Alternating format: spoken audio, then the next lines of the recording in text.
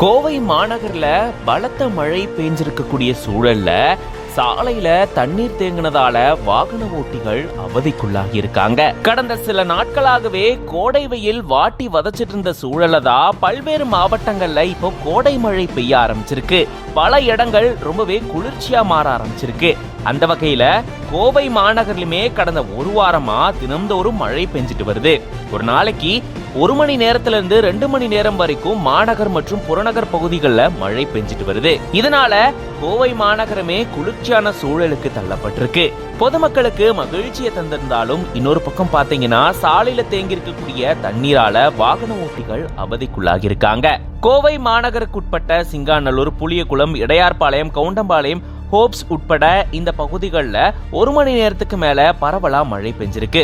இந்த நிலையில தான் சாலையில தண்ணீர் தேங்கி இருந்ததால வாகன ஓட்டிகள் கடும் சிரமத்துக்குள்ளாகி இருக்காங்க.